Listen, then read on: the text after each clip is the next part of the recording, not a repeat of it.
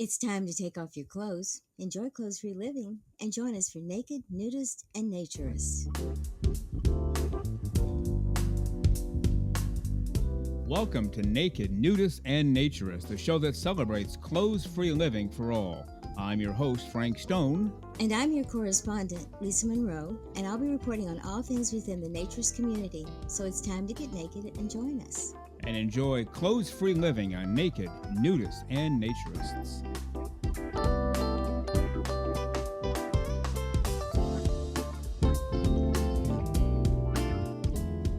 Well, greetings and welcome into Naked, Nudists, and Naturists, episode 58 today. We are glad that you are with us. Come on in. The pool is terrific today. The hot tub is fired up. The grill is going full bore with all of your favorite foods, fruits and vegetables off to the right, cold drinks off to the left, hot drinks inside, plenty of suntan lotion, chairs, towels for all. And again, a lot of you brought desserts today. Not necessary, but we really appreciate that. Just make sure you take them home with you if there's anything left. Otherwise, Lisa and I will consume them and we'll be weighing 500 pounds before the next show. And we don't want that at all. Just a reminder, we are the official podcast for the American Association for Nude Recreation. And are you a member? If not, let's get you in. AANR.com. You can navigate the website fairly easily. They protect our rights to be naked and clothes-free at beaches, at resorts, at events. We need them. Let's support them, and please join today, AANR.com. Well, on today's show, we will have part 2 of my interview with the very terrific MITCH London. He is the current president for the American Association for Nude Recreation, but he also hosts his own video cooking show, This Dude Cooks in the Nude. How about that? Have you seen it yet? He's up to 99 episodes, 100 about to come forth any day now or any week now. A terrific show, and as the title suggests, he's nude while he cooks. This dude cooks in the nude. We'll talk all about that show today. Lisa Monroe will be in for an extended segment today. We have a listener email to discuss. We want to mention a few words about Morley Schloss, a pioneer, a true advocate for naturism, nudism, clothes-free living for all the right reasons. Unfortunately, he recently passed away, so we will have a little tribute to Morley Schloss today. And we will also talk about the Olympics. They used to be nude Olympics, and now they're not. It makes no sense to us around here. Sometimes when I mention that to friends and family, they think I'm kidding. Why aren't the Olympics performed in the nude? Oh, I'm not kidding at all. It doesn't make any sense. Sports, athletics are all about the human body, yet we cover up the human body when we get involved in sports. Does that make any sense at all? No, of course it doesn't. But that's how it works now, so Lisa and I will talk about that. We'll go through the list of sports in the Summer Olympics going on right now, and which ones could/should be done in the nude. And by the way, the answer is every single one of them, except possibly for one. So Lisa Monroe and I will discuss all of that in just a few moments. We also have a special clip coming in from the Shangri La Ranch out in Arizona. Tim Chismar contacted us, sent us a whole bunch of audio files, asked if we could play them. We can't play them all, but we do have about a 1-minute clip today of Patty. Patty is one of the managing partners, one of the owners of the Shangri La Ranch, and a past president for AANR West. We'll have the interview with Patty today, about a minute long, when she explains a little bit about the Shangri La Ranch. And also, I get caught up so much in the content, I forget to say week to week to week as I should. Please like, review, and comment on the podcast, whether you go to Apple Podcasts, Spotify, TuneIn, Stitcher, Spotify, Amazon, Audible, wherever you go. We would appreciate that very much. That's all we ask in return. We give you a 1-hour show every single week, dropping on Spotify, 6 a.m. Eastern Time. The only thing we ask in return, please like, review, respond, comment. And by the way, 5 is the highest you can give. Just thought I'd point that out. Also, in addition to giving you a brand new show every Saturday morning, 6 o'clock a.m. Eastern Time on Spotify, we give you a YouTube preview every Wednesday morning, 6 o'clock a.m. as well. And we also drop 2 promos per week on Twitter, usually on Tuesdays and Fridays. So lots of content out there for you. regarding naked nudists and naturists, naturism, nudism, clothes free living for all. How about that? Well, again, you are listening to Naked Nudists and Naturists, episode 58 today. And now let's get to a short segment from Patty in the Shangri La Ranch. I'm Patty Faber. I am the managing partner of Cross Investments, which purchased the ranch in 1997. We have been running the ranch since beginning of 1997, going strong. We've doubled it in size, not quite acreage-wise, but amenity-wise, RV site-wide. So it's got a nice storied and checkered past, but going strong right now. The plan for the ranch is to stay the way it is. I mean, obviously make improvements, but there's no plan to sell it to a developer. We're going to keep running it. I've got both of my daughters working here. Hopefully, maybe my grandsons will just, decide to take it over. We'll see what happens down the road. They're only 12, 11 years old now, so we got a little time to work with that. Cindy's still young. She hasn't been burned out yet. Things are going great. And there you go, Patty from the Shangri La Ranch, one of the managing partners. And by the way, the Cindy, her daughter, Cindy is the current president for AANR West. And we appreciate Tim Chismar sending that in. You can find him, nudisthumorist.com. And also that's from a show that he did for Clothes Free International. You can find them as well at clothesfree.com. Well, I don't know about you, but it sure sounds a whole lot like music in the background. I think it's time. Yes, it is. It's time for the one, the only, the terrifically over-the-top Lisa Monroe.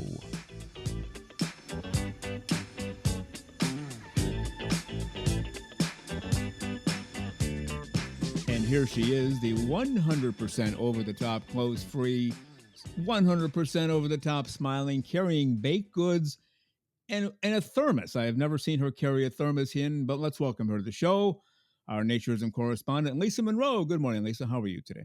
I am doing absolutely fantastic today.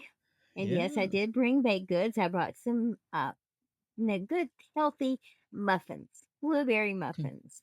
What makes a muffin healthy? Well, it's not as much sugar. Oh, okay. And that's what they, as in quotation marks, say. They're healthier for you than a cookie, I guess. So Okay. so Well, good way to start the morning, get a little fruit in. so the old adage of if it tastes good, it has to be healthy. That's really kind of a falsehood, do you think? Probably, but I'm gonna go with it. That's right.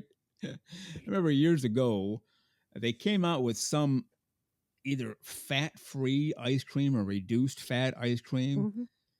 And, we tried it as a family. I was still a kid. We tried it, and I thought, it doesn't taste all that great. And I don't know what hit us, if we read something or just came to a determination.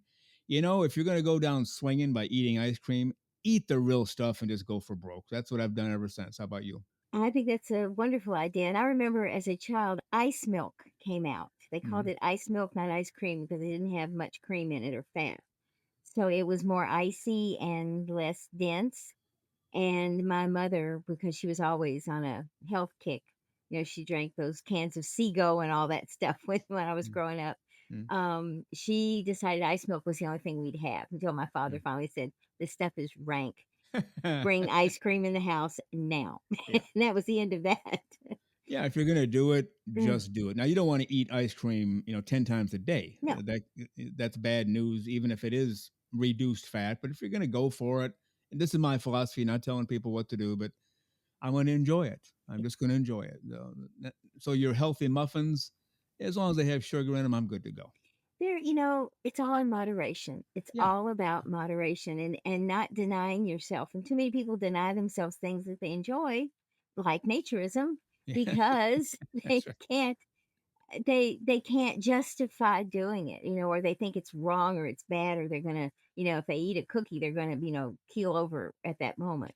Yeah. No, it makes perfect sense. Now, what is in the thermos? I've never seen you walk in with a thermos before, for heaven's Well, sakes. years and years ago, I used to drink only Diet Coke. Okay. And then I just walked away from that one day and I switched to this tea, artificially sweetened tea, peach tea. I'm Hmm. a Southern girl, so it had to be peach tea. And finally, it dawned on me that maybe I was just not eating properly. So from this point on, I have ice water with lemon, and that's all I've been drinking other than an occasional coffee. Wow. Now, do you feel deprived at all, or you're okay with this? Nope, actually, I feel better. Yeah. Oh, I yeah. Yeah. seriously do feel Yeah. better, and I was kind of shocked at the change. So I think a lot of times we just get into ruts and we don't really, and it's convenient and it's something we've always done and it's habit and so I kind of Mm. broke that habit twice now, and maybe I'm finally on to the drink I should be drinking, water. Now, for our listeners who are wondering how this ties into naturism, I guess the answer would be you only drink water when you're naked. Can we just go with that and Well, justify this of conversation? course. I mean, that goes without saying. Therefore, I'm drinking copious amounts of water. I mean, what can I tell you? No, but I think it's also part of that Mm. health thing. And I'm not advocating people will suddenly become health nuts and, Right. count every calorie or every carb or whatever. But you just need to remember that what you put in is what you have to deal with and your body has to deal with. So, just be smart. That's all. There you go. And eat muffins. Oh, yeah, that's right. I might even have two today. Well, let's get to the business at hand here. We have an email from a gentleman named Rob over in the UK. If you don't mind, can you read the first paragraph and then we'll kind of go back and forth? I certainly can. Hi. I recently found your excellent podcast by chance when very belatedly accepting that I am a naturist. I am in my 40s, but after decades of preferring clothes free living. My wife tolerates my around the house nakedness, but isn't a naturist, and I think she would prefer me to wear clothing, but mostly accepts my preference, particularly when the UK is uncharacteristically warm, which is right now. Okay, I'll read the next paragraph. In saying that, my wife has always known that I go clothes free when in the house alone, and his joke to friends coming back that she needs to check first that I have some clothes on. She's also rung ahead to make sure I have shorts and a t shirt on when visitors are coming back to the house with her, so it's always been a part of me. I've certainly slept naked for decades. And next paragraph is yours. I grew up in a bizarre environment where my parents always wore clothes. I barely remember seeing my dad's bare feet, even in the height of summer, and to this day I have never seen him in short trousers. But I have always found clothes restrictive and unnecessary. There is a zero sexuality to being clothes free. I work naked if I can and do house chores. I just feel much more natural going about my business clothes free. All right, and he wraps up with anyway, thanks so much for the podcast and for normalizing naturism. Cheers. And again, that's from Rob in the UK. What is your reaction to that email, Lisa?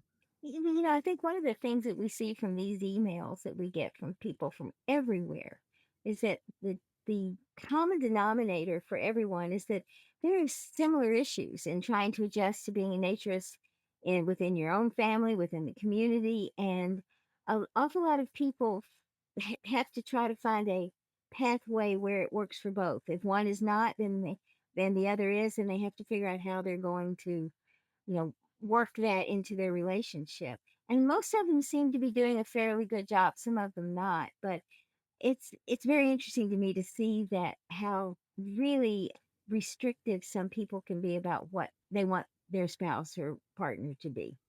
Yeah, now he did say that when he was a kid, everything was always clothes on. Hmm. Never even saw his dad's bare feet, for heaven's sakes. That's wild. But that's not abnormal either. I hear No, that story a lot. Just no, get your clothes on. If we catch you with them off, you're going to be in trouble. right. And that's how they manage their house. And that's okay. I mean, if that's what they do, that's what they do. Well, somehow he discovered that he's a naturist. Now, I don't know how that came to be. That wasn't explained here. But thank goodness that his wife, in quotation marks, tolerates Exactly. it's around the house nakedness, because you and I have heard and read a number of stories where one spouse doesn't tolerate and gets very upset if the other one isn't clothes on. You remember those emails as well, right?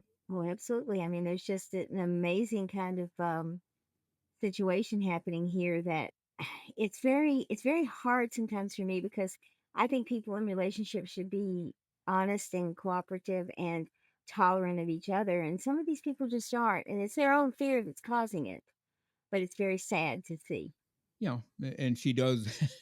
I got a kick out when he said she calls ahead if she's bringing people over No, or comes in first. Hey, you have some clothes on? I have some lady friends coming in. And that's a good way to manage it. You know, I've heard other stories where the usually it's the wife bringing lady friends in, husband's totally naked and everybody's shocked and all heck breaks loose. Well, okay, she knows I don't want that to happen. I'll call ahead. Now, she's not a naturist, doesn't want to join in, but as he said in quotation marks, tolerates. She tolerates him being naked. I think everybody wins. I think everyone does win, and I think it's wonderful that she has that kind of almost teasing, joking, respect for who he is, and okay, girls, I gotta call home, make sure he's got clothes on first before we go, So that's a pretty cool way to deal with it. Yeah. I've never told you this before, and I'm telling you as we're telling everybody else at the same time. A long time ago, early in my career, it was a Sunday night, and this woman who didn't work with me or for me, worked for another company, needed a document from me. And I said, well, I can bring you to your house. It's about 20 minutes away in a different city. Because, yeah, if you don't mind, that'd be great. Because she was going to drive somewhere 3 hours the next morning, and she would go ahead and deliver that document for me along with her documents. A long story. I don't want to get into the details. Okay, so I drove over Sunday night. It was dark, probably 8 o'clock. It was in the winter, so it was dark. And as I pulled into the driveway, and there's the husband, the living room curtains were open, and he was vacuuming absolutely clothes free. So, and I didn't know him, and I don't think I'd ever met her either. I knew her by name, and she knew me by name. And so here I am in the driveway, clothes free husband vacuuming. Do I knock on the door? Do I wait? I decided to wait. And then he vanished for a second. I started to get out of the car, and he came back and vacuumed some more. So I'm just sitting in my car. And finally, he vanished and didn't come back for 30 seconds. So I knocked on the door. She answered, all of her clothes on. And I gave her the document. We went from there. Now, I was tempted to ask, then or later when I finally did meet her, but, I didn't. I figured if they'd wanted me to know, they would have told me. But you never know what you're going into. You think she would have said, hey, honey, this guy Frank is coming over. Have your clothes on while you're vacuuming because he's going to be here any minute. But she didn't, but Rob's wife did. So I guess however you manage it is how you manage it, right? I think so, and whatever works for them is Yeah. is the important thing, and so if they're, able to deal with it this way, then great. He gets pretty much what he wants, and she, I don't like to use the word allows it, but Yeah. she's okay with it and can actually kind of have fun with it in some way. So if that's the solution they come to, that's not a bad solution. Mm-hmm. And we thank Rob for that email. I want to spend a couple of moments on Morley Schloss. Hope I pronounced that correctly. He ended up being the owner of Sunsport down in southern Florida, naturist and nudist resort. But what a pioneer in the world of naturism.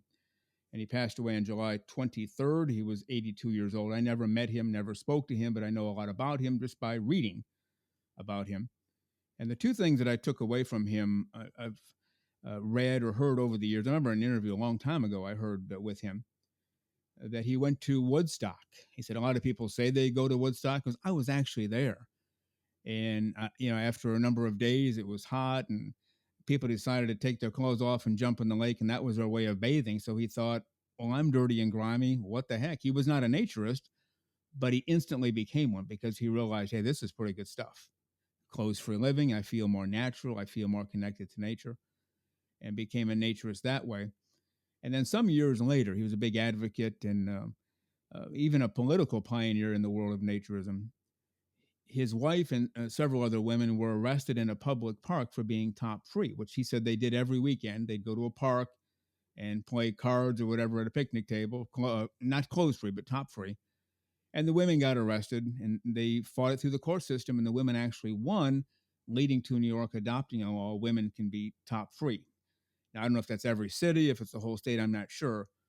But he wrote most of the legal briefs to that. And he's not an attorney. He's actually a teacher and school administrator for a while, he said. But what a magnificent guy and a tremendous loss for the naturism community. Very much so. I had heard of him and heard of that resort, and again did not know a lot about him. So, in reading some recent things that have been about written about him, there are few people like him with the first off the resources and the determination to follow through with their beliefs. A lot of us would like to do things, but for whatever reason or another, we are restricted, whether it's by our own inabilities or just circumstances. But he put his money where his mouth was, basically, and and made the community better for everyone. So it is a great loss to lose that kind of an influencer who, a true influencer, not a, social media influencer, but someone who really Yeah. did make a difference. Yeah, yeah, we will miss him. And again, I've never met him, never spoken to him, but I knew the name just by being within the community. So a huge loss, and our hearts go out to his friends and family as well. Absolutely. Now, before we go, we are in the middle of the Olympics right now, and Anna posted an article that was written by historynewsnetwork.org that the Olympics used to be in the nude. Well, we knew that because we've said that before. As far back as the early 8th century. I guess I didn't even realize it was that long ago. Again, society gone wrong. You competed in the nude. You played sports in the nude. Athletics in the nude. Olympics in the nude. And now we have clothes on all the time, don't we, in the Olympics? We really do, and it's funny because if you look at the transition of the clothes athletes wear in the Olympics, swimmers have gone from the regular just speedo kind of things to now suddenly they're in these outfits that are supposed to have reduce air resistance and all of that. And I'm like, you know what, skin would probably do that better than anything. So Yeah. it's kind of strange that they would keep trying to improve on what the body already is.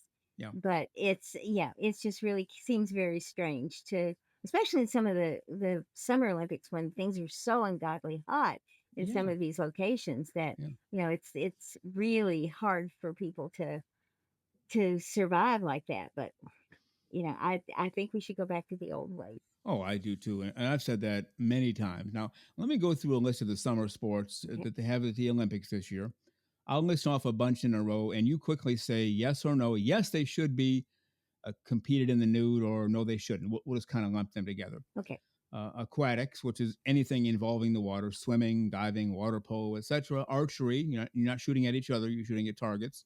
Badminton, basketball, boxing, canoeing, cycling, equestrian events, soccer, golf, gymnastics. As a group, clothes free or not. Definitely clothes free. I agree.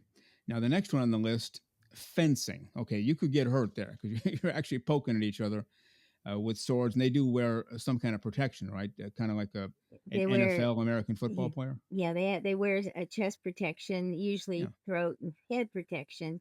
Okay. And then there's sensors on those to let them know if they make a strike. But okay, fine. They can put that on to protect them, but they don't need anything else. Yeah, yeah, and plus, as you said, with the sensors, they need to know Hmm. how they score points. So, Hmm. okay, we'll give them fencing. That's Um, equipment, not clothing.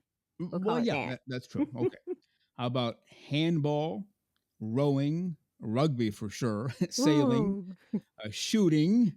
You're not shooting at each other; you're shooting Mm-mm. targets. Skateboarding, surfing, which is kind of a water sport, table tennis, taekwondo, tennis, volleyball, weightlifting, and even wrestling.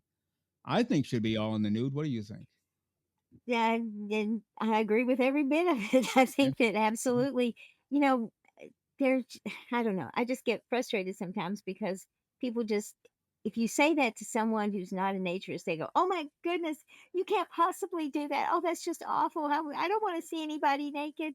Well, you're not getting the point. The point is to Yeah. be free, to be able to compete in a really relaxed, unrestricted manner. And well, shoot, just take the clothes off and enjoy yourself. I mean, There you seriously. go. They used to do it, so it's not as though we're breaking new ground here. They used to Yeah. do it. So let's just No. go back to how it was when it kind of kicked off. And there was actually a judge way back then who decreed, from the bench, you'll compete nude. That's it. Yeah. Because they in the AANR article, it said some guy tripped over his loincloth in a race. He must have fallen down. That was a long loincloth. Yeah, well, probably fell down and tripped Yeah. on it and did Oh, a face plant. So the judge said, "That's it, no more clothes." I don't know when they put clothes back on, but time to get back to it. That's what we say, right? that just proves that's a safety factor. I There mean, you go. that when we're all about safety. So yes, I think we've come we've regressed an awful lot in the ways we look at things, and It would be a whole lot more fun to do this naked. That's right. Clothes-free safety for all the right reasons. That could be one of our new slogans. There Why you not? go.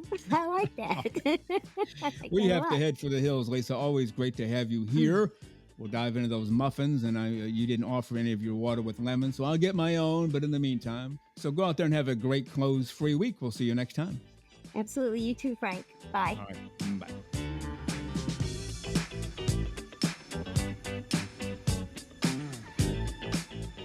The very terrific Lisa Monroe. As you know, we appreciate her a lot around here for all that she does, well beyond the baked goods. We appreciate those a lot. They perk us up and get us going every time she comes in.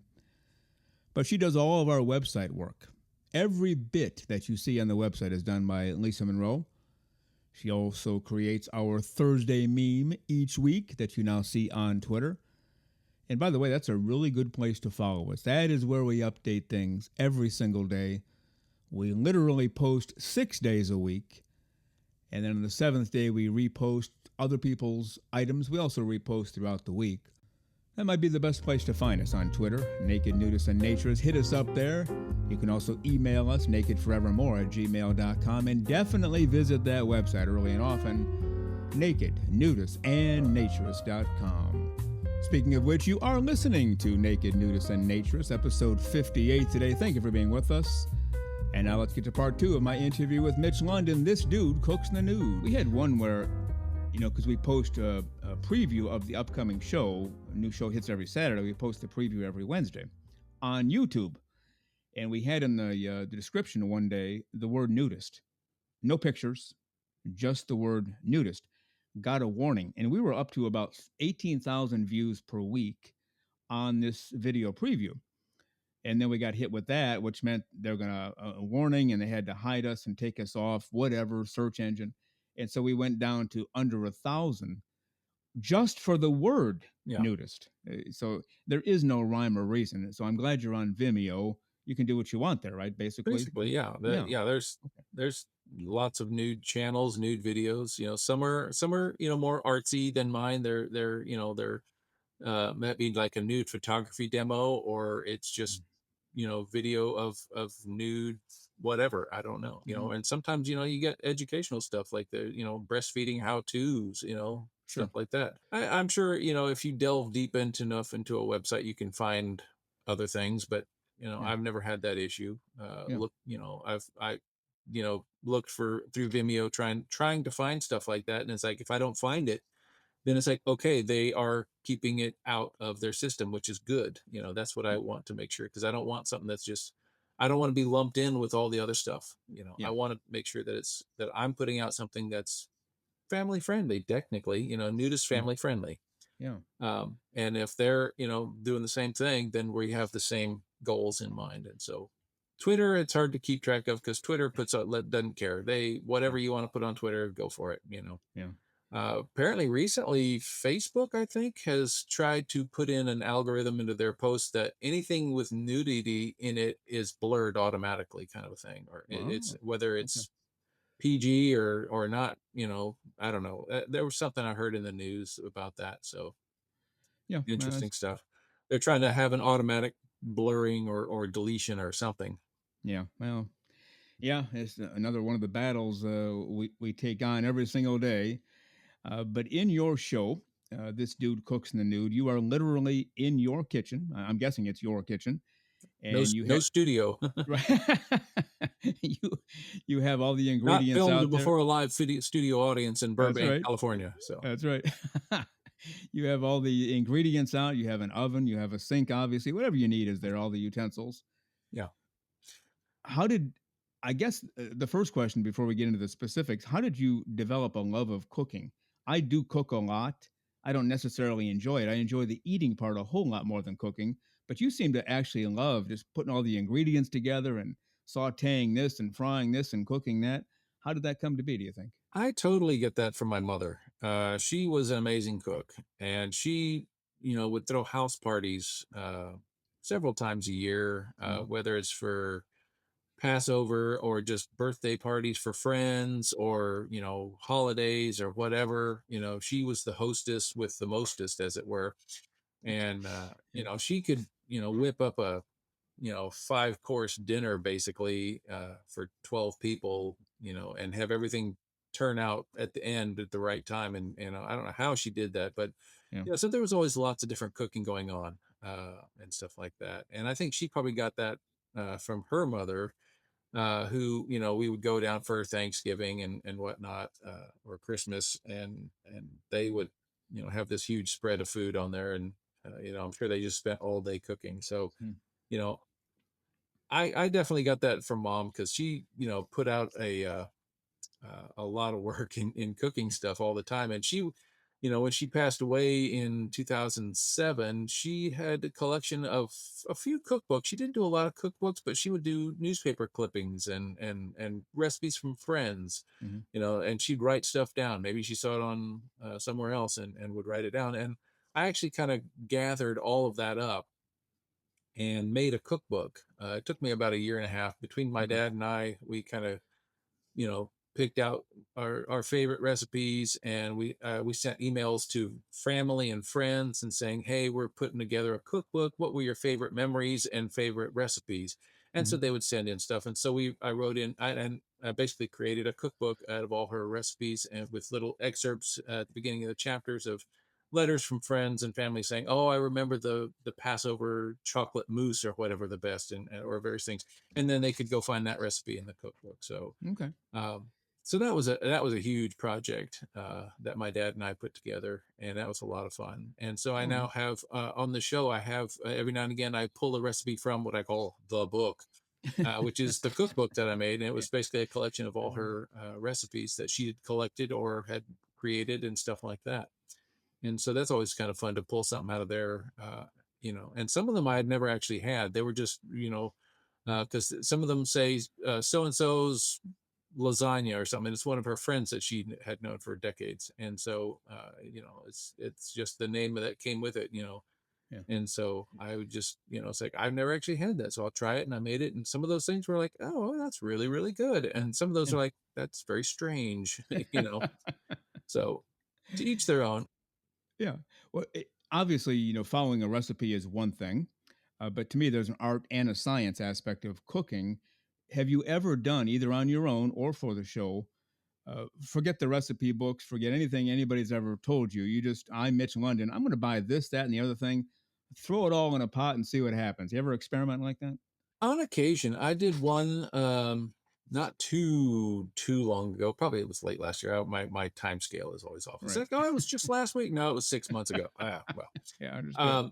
But I did one that I ended up calling the whatnot soup, Okay. and I just Yeah. got a big old pot and just started pulling stuff out of the freezer, out of the fridge, and a bunch of chicken stock or beef stock or both, and just started dumping it in a pot and heat it up, and just whatever that, and threw in some spices and salt and pepper and whatever that turned out to be. It's like, and then I think I threw in some noodles, make it a noodle soup, something like that, or you could throw in barley, that kind of thing.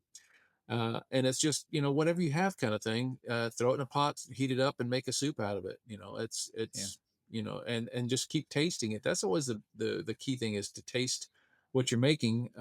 Because sometimes I have run across recipes that I've found online, especially that say add X amount of salt or something, and then you get done with it, and it's like, oh my god, I taste nothing but salt. Yeah. And I think, sometimes they typoed tablespoons when they meant teaspoons on Oh, things. okay. And, it's Sure. like, so if I see something says add 3 cups of chili powder, I'm like, wait a minute, I think there's a typo there or something. They meant, tablespoons or something. So Yeah. I've run across that. Okay. And I've done other stuff where I did one that I had on salmon. I had basically bought a full salmon, half, and sliced it up, and said, okay, I'm going to do salmon 3 different ways with the same ingredients: salt, pepper, butter.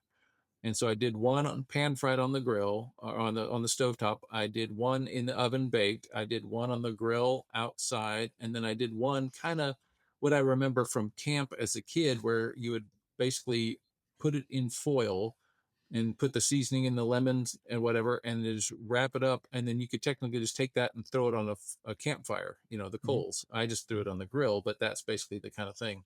Yeah. And I actually got a comment on that one, from a guy that says, "Yeah, I remember we did that at camp when I was a kid. They would just wrap it up and they would just throw the fish or the chicken or whatever it was, and we just toss it on the coals on the fire, and 10 minutes later we'd open it up and the steam would come out. And it brought back a lot of memories." So I was like, "Yeah, Yeah. that was the intent."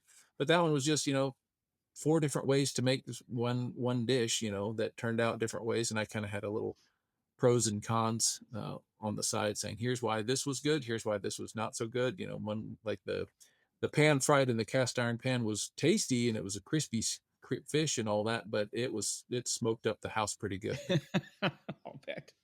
Well, my one grandmother, my mother's mother, was an excellent cook. Anytime you go to her house, because cooking affects different senses, obviously the sense of smell, the sense of taste, and so on and so forth. And her house always smelled like a million bucks. Like, wow, I loved going to grandma's house because whatever she was cooking was good. My mom, also a very good cook. And every once in a while, I'd have something at my grandma's house that my mom had never made. Like, hey, any chance you could make this? Sure, I'll get the recipe from grandma and we'll go from there. My mom would make it and it wouldn't quite taste the same. So, how do you tell your mother, grandma's cooking's a little better than yours? I wouldn't say it like that, but I would say it tastes a little different. And every time, this only happened maybe 4 or 5 times, but every time she would say, "You're right. It is different because I suspect grandma left out an ingredient or two or added something." And so she would call her and said, "Let me read this to you again. Anything missing? Oh, yeah, I forgot to tell you to add in whatever." And my mom actually suspected it. It kind of permeated through the extended family. We don't share everything because that's my recipe. I made that up. I'll give you 99% of it, but you're going to have to figure out the rest on your own. Have you ever run into that before where somebody said, I "Oh, this think is great," everybody and maybe wins. you've even eaten it and it is great, and then you make it by their recipe and it's not quite as great because they left something out? I don't think I've had anybody leave anything out, at least not on purpose. Okay, good. There's people that I'm sure they, and I don't know what it is about grandmothers. At what Yeah, point do they just automatically become the best cook in the world? I don't know if there you that's a go. degree that's bestowed upon them at a I, certain time, I think it is. or when the Yeah, grandchild is born and they become a grandparent, they yeah, instantly get, cooking status above and yeah, yeah. beyond. Because my Uh, grandmother too was just amazing. yeah. I still remember the poppy seed streusel that she would make, because she lived in South Texas. They were in a Czech sort of community sort of thing, and so that was just something that they made, and I loved it. I don't know what it is, and so if I get kolaches anywhere, uh, I get the poppy seed, and I've never found one that's been as good. Just not even Well, close. there you go. Because she had the perfect bread to poppy seed ratio. Because a lot of places you get this little dollop of fruit or whatever on Mm, top of the bread, and it's like yeah, all bread and no fruit. yeah. It's kind of like a saying from the James Clavell book Shogun: "All fish and or all soup and no fish." I mean, kind of things like there's no sustenance to this; it's just all filler, kind Yeah, of thing. yeah, yeah. So yeah, it's just always something I kind of look forward to, whenever I go out to get a kolache or something. Like, all right, let's see how yours is, or let's see how Yeah, yours is. There's some that yeah, are not bad, but there's some yeah. that are just like, that's not it.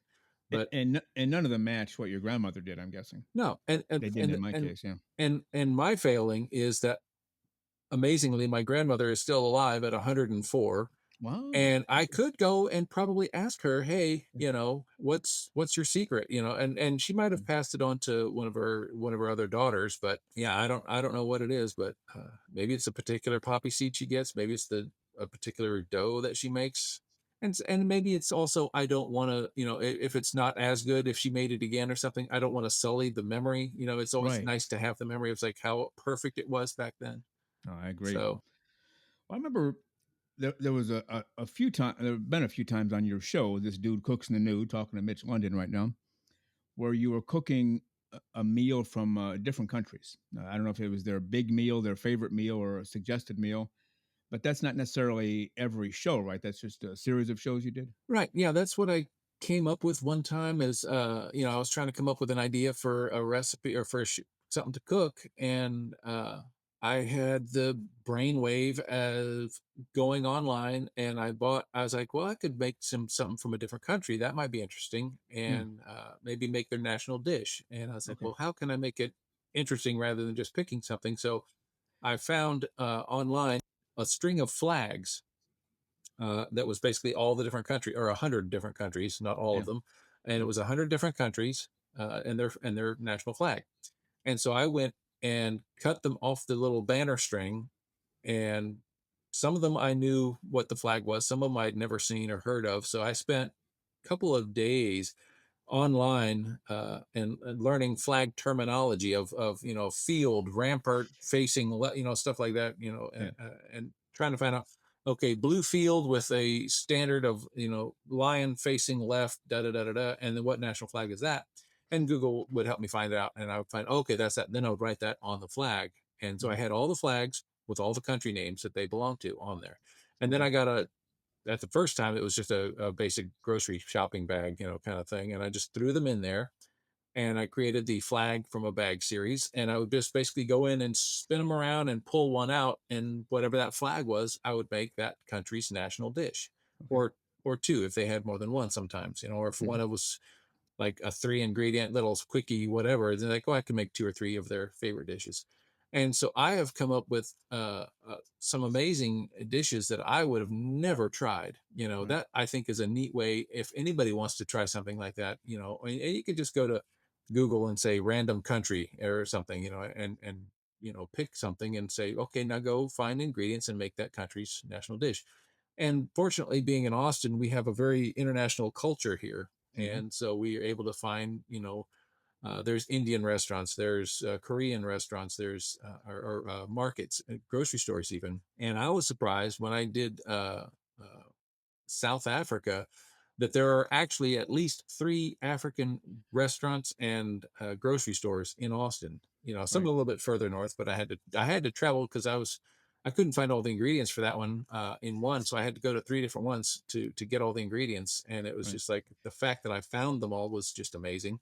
Yeah. um, so that's and that's a neat journey just to take that, to you go learn about the ingredients and why are they using this ingredient. Well, it's what they had, and Mhm. it filled a purpose. This particular uh, bark or this tree root or this nut or this herb is grown there, and it's a thickener, kind of like in Louisiana they have filet, which is just ground up stuff, and it's a thickener for their gumbos and such. Mhm. They have very similar stuff in different countries. And then, of course, regional fish or meat or whatever, like a certain fish you're only going to find in certain parts of the country. So that's what they have. And so, like at the African market, when I was looking for this one particular fish, they had it, but it was like a freeze dried version of it. And so you had to reconstitute it. And that particular dish, when I did that one, I was like, yeah, I think I would probably prefer a fresher fish. Yeah. And they also had a green in there. I forget what it was called, but it was a very bitter kind of green, and you have to soak it for a really long time to get out some of the bitterness. And do that. And I was like, well, I could do, for regional, my purposes, I could just do spinach, which would give me the same effect. And so those kind of ways I kind of modify it. It's like, well, if I did it again, here's my modifications that I would do, Mhm. and not necessarily make it better, but make it more regionally palatable, to me, Mhm. because what you have in one country is not necessarily going to be palatable to another person, which can be shown in my not too distant past episode, Marmite versus Vegemite.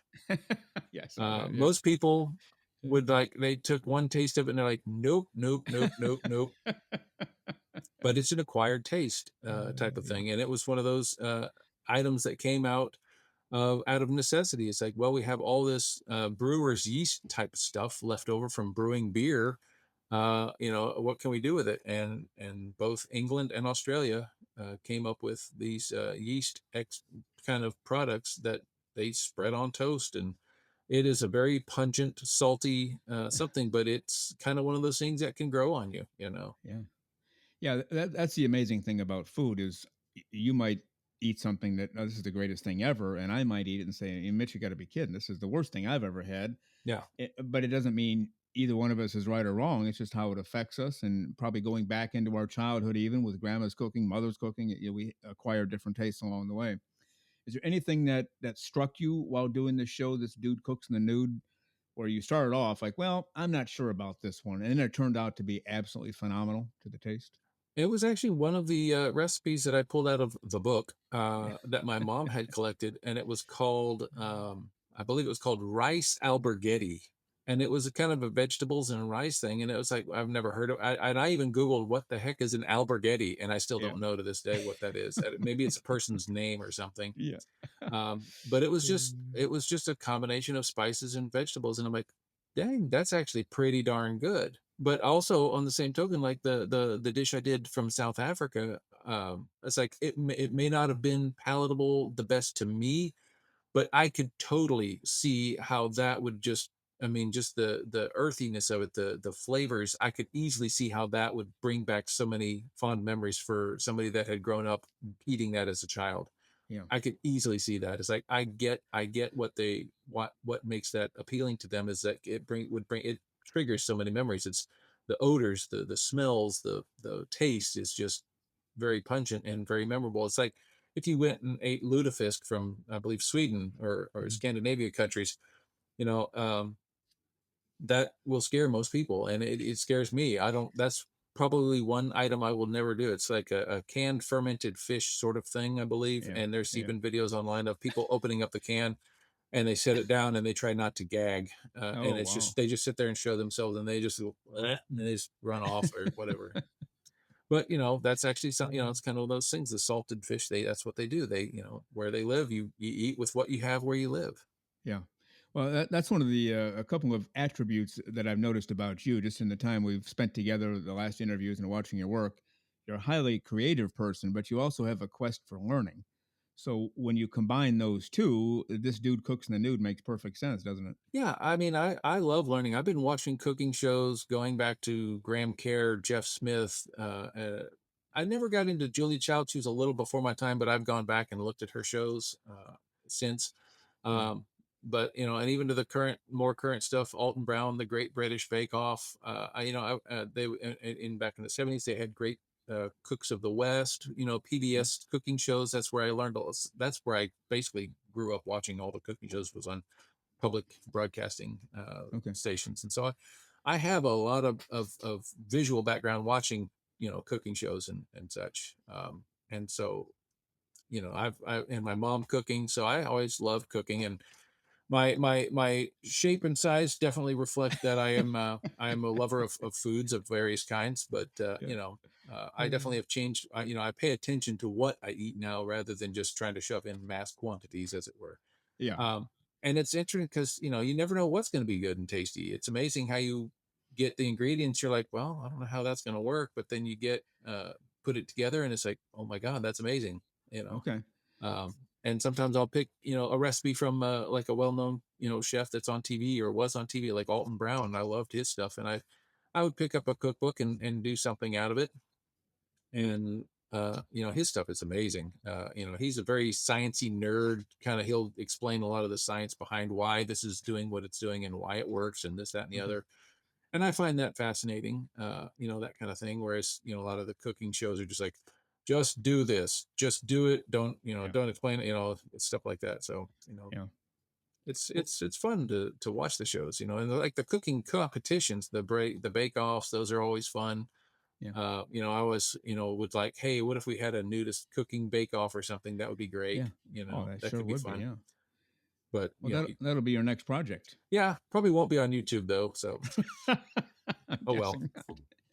When you watch these cooking shows, and you kind of sort of already gave the answer, even though I haven't asked the question yet, but you're watching a cooking show and they're throwing the ingredients in at this temperature and using this oil and whatever. Do you have a general feel as to, I think this is going to turn out pretty decently, or I'm not so sure about this one? Do you get a feel because of all the experience you've had? Yeah, I think a lot of times because you can imagine combinations of flavors, how certain things would work. Yeah. Yeah. It's like, would that work? You have to sit there and think, like, well, if I had this taste and this taste, would that work? Would they work well together? And the more you cook, the more you do it, the more you can kind of gauge, yeah, okay, I could see that. Or because a lot of times you see, especially in the baking, is like they have the rose and elderflower frostings, and it's like, wow, weird. Okay, I'm not sure I'd do something like that or whatever. And other times it's like, oh, that sounds amazing. Like lavender Mm. icing. It's like that just that's a flower. I like how it smells, but does it taste like it smells? Yeah. Yeah. Stuff like Yeah. that. So you never Yeah. know. So but it's interesting to try to imagine. Use it Yeah. definitely expands your imagination. Watching it. Yeah. That's what I thought. Now, in your show, This Dude Cooks in the Nude, you mentioned graphics before, and that might be the understatement of the year. You're always tossing things in there, ingredients, this or a little humor over here. I have no idea how long it takes you. I edit as well. I edit the shows for Naked Nudists and Naturists, but I also edit video, put together video, and edit video. I know how long it takes me.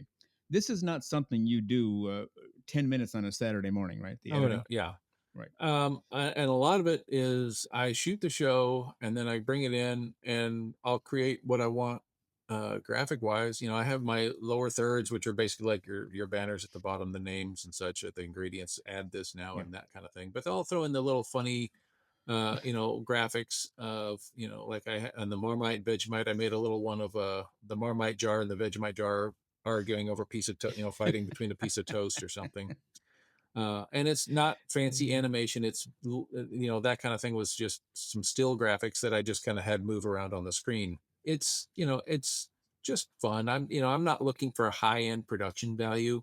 I just do it for fun.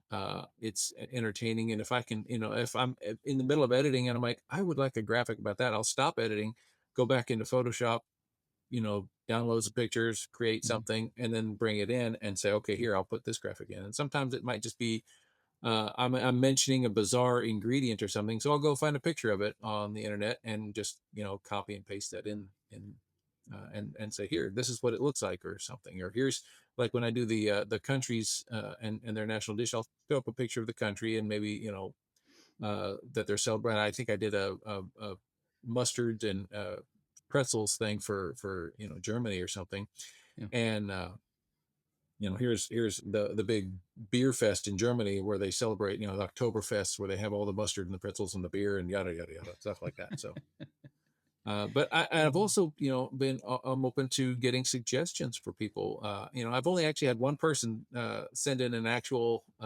recipe that I had lost for a while, then I recently found and I actually made it, and it was the corn chip crusted chicken, which Mhm. I did not too long ago, and Saw that. that turned out to be amazing. Yeah. I was like, holy crap, that's that's simple and it works. Yeah. Right. And that's the amazing thing about Yeah. some of the dishes is like they don't have to be complicated and hard. Right. And I actually have even gone and Googled what's the hardest dish to make because I thought, ooh, that could be interesting as a fun show. It's like, okay, this has been determined by the internet to be the most difficult dish to make. And of course, that's subjective to whatever you think. But like Right. Julia Child's beef bourguignon is one of them because there's a lot of ingredients and a lot of timing. And Yeah. thing is like I did that one, and I was like, it's okay, it's not great, Mhm. but it was very involved. And so just because it takes a long time doesn't necessarily mean it's going to be better. Right. I've had some dishes that were pretty quick, and and some do take some skill, like a lot of the baking where you're folding ingredients and such into each other. You don't just stir in like the whipped cream into the thing to get chocolate mousse because you lose all your air and it becomes flat. Sure, it's going to still taste good, but it's not. The texture is going to be wrong, and so Right. it's going to be more of a chocolate mud. I don't know, but it's fun trying to experiment, and that's what I love doing in there is just if I don't want anybody to be afraid in the kitchen. It's like try it, just go get the ingredients, try it. That's the That's it. Yeah. because you never know what you're going to come up with.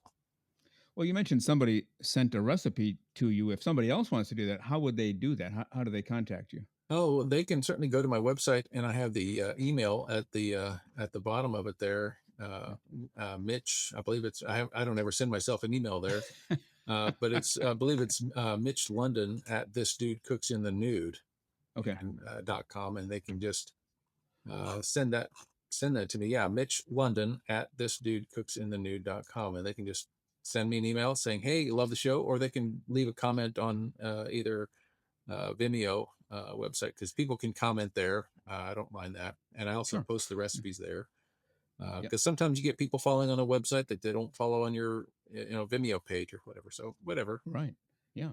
Last question for you then, just out of curiosity. This is more of a technical question, but what software do you use when you put these videos together? I've used a variety of stuff. I started out with Pinnacle product called what was that thing called? It was Pinnacle Studio. That's what that one was. And Okay. I've been using Pinnacle Studio for a Pinnacle product for probably, gosh, 15, 20 years, just for various, things that I do, Mm, just various projects, and it was a little $100 editing software at the time. And it was very, very consumerish. And then I tried, for some reason that one quit working, and it didn't work with my new computer. I never could figure it out. It was just yeah. didn't work. So I was like, okay, I need something else. So I tried Adobe Premiere, um, a light version of it, kind of like Adobe Photoshop Light. This was an Elements version, so it's just the basic, but it was not. It was too dumbed down, in my opinion, for what Okay. I needed. Okay. And so unfortunately, I spent $100 on that and used it once, I think, and Yeah. no, Right. don't like it. So Yeah. now I finally moved on to Final Cut Pro, Yeah. That's what I use. and Yeah. that Yeah. is great. It's $300, but it's a Yeah. one-time $300 payment, Yeah. and you get all the updates. It's done, Yeah. and I love it. Yeah. I think it's great, and I've been using that ever since. The one thing that was kind of nice about the first one I used, the Pinnacle, was it actually had like samples of music that you could get, Hmm. and so that's where my theme music came from, was one of their samples. But I Yeah. get stuff online. There's music websites that you can download from. You pay them a small fee, and you get 5 or 6 downloads of stuff, which I've used in when I did the Decades series. I did 4 or 5 shows from Decades. I did the 20s, the 30s, the 40s, and the 50s and such. Hmm. And so I went to that website and found that style of music and used that as the intro instead of my typical intro music. And so Yeah. that was kind of fun. And that Hmm. was another fun series I did. I did it sort of like the old movie tone news and Yeah. stuff like that. And Yeah. you have That's to go. good.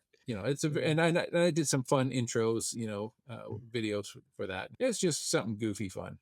Yeah, no, that's the way to go. Yeah, Final Cut Pro is basically state of the art. It's a slightly watered down version of what they use in Hollywood. Yeah, yeah. Obviously, they have more Oh yeah, yeah. access to graphics, But but it works, and it's a nice oh, thing because there's people online that if you have a problem or you have a question, how do I yeah, do this? You go on Facebook or how do I do this? You get 20 different answers. Love there's that. always somebody waiting to help you out. Yep. Yeah, very good. Well, it's been great to talk to you again. And on behalf of all, Mitch London, I want to thank you for your 2 years of service as president, as well as everything else you've done in the naturism nudism community.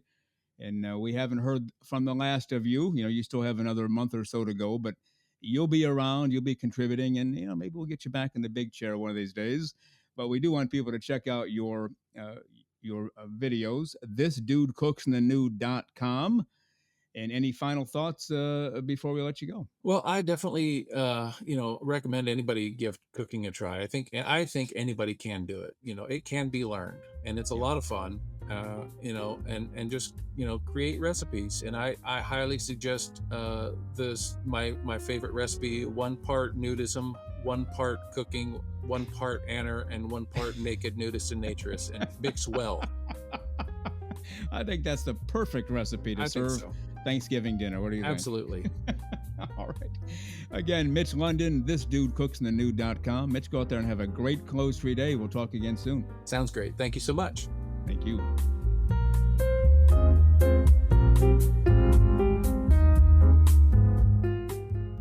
The very terrific Mitch London, again, the current president for the American Association for Nude Recreation, and also the host of his own video cooking show, This Dude Cooks in the Nude, and you can find him at thisdudecooksinthenude.com. We also want to let you know that over the next 2 shows, episodes 59 and 60, our special guest will be Rana Crozy. Rana is the current chairperson for the PR committee for the American Association for Nude Recreation. Well, you've been listening to Naked, Nudists, and Naturists, episode 58 today. We give you a brand new show every Saturday morning at 6 o'clock a.m. Eastern Time. Continue to join us. Check us out on our website, nakednudistandnaturist.com, Spotify, Google, Amazon/Audible, Apple Podcasts, and also on Twitter. You can write us anywhere, anytime, any place. And we thank you for being with us today. Plan to join us for every single one of our shows here and have your clothes off when you're listening. We have our clothes off when we're broadcasting, enjoying the naturist life. We celebrate clothes-free living for all. Remember to enjoy being naked and join us again for Naked Nudists and Naturists. We drop a brand new show every Saturday morning, so come back and join us. Have your clothes off when you do for Naked Nudists and Naturists. Have a great clothes-free day.